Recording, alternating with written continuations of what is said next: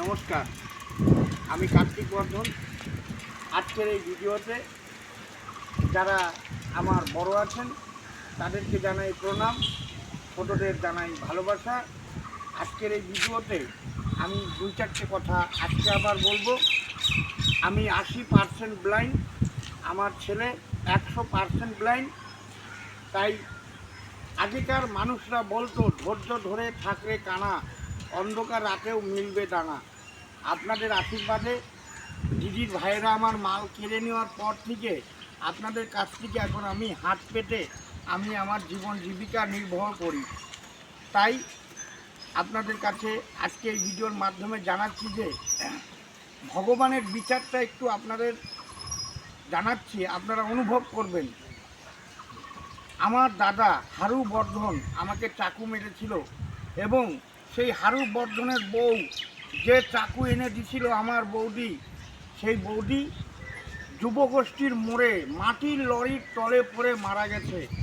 কারণ একটাই, ওই বৌদি লোককে দেখিয়ে আমাকে বলতো এই কানা ছেলেটা কি এই বাড়ির ছেলে। আমি শুধু ভগবানকে বিচার দিতাম। হ্যাঁ, আর এই বিচারটা ভগবানকে দিতাম। আজকে আমার ছেলেমেয়ে খেতে না পেলেও, টাকা না থাকলেও মা বলে ডাকতে পারে, কিন্তু ওর ছেলেমেয়ে টাকার বিছনায় শুয়ে থাকলেও কিন্তু মা বলে ডাকতে পারে না। তাই আপনাদেরকে এই ভিডিওর মাধ্যমেই এইটুকু অবগত করছি। আর আমাদের যিনি রাজ্য সরকারে আছে, রাজ্য সরকারকে আমি অনুরোধ জানাচ্ছি এখনও যে দিদি আমার ব্যবস্থাটা একটু কম বেশি যদি করে দিতেন তাহলে আর আপনার নামে আমাকে এই বদনাম করতে হতো না। আজকে সংসারের একটা গার্জিয়ান যদি ঠিক থাকে তাহলে সংসারটা ঠিকমতো চলে। আজকে আপনার সংসারটা কি ঠিক আছে আপনি একটু দেখুন। কানা মানুষের মালগুলো কেড়ে নিয়ে তাকে ভিখারি তৈরি করে দেওয়া হলো, আর আপনি আজকে লক্ষ্মীর ভাণ্ডার দিয়ে সবাইকে খুশি করছেন। ধন্যবাদ, ভালো থাকবেন সবাই। এই ভিডিওর মাধ্যমে আমি এইটুকু জানালাম। হ্যাঁ দিদি, আপনার নাম্বার কিন্তু আমি সবাইকে দিচ্ছি, কারণ ট্রেনে যারা আমাকে দেখতো যে আমি ব্যবসা করতাম, আজকে আমি ভিক্ষা করে খাচ্ছি, আপনার নাম্বার আমি সবাইকে দিচ্ছি। এই কারণে কি নদিয়া জেলা থেকে ফোন করলে ঢোকে না, এইটুকু আমি আপনাদেরকে জানালাম। ভিডিওটা সকলের কাছে শেয়ার করবেন, সবাই ভালো থাকবেন।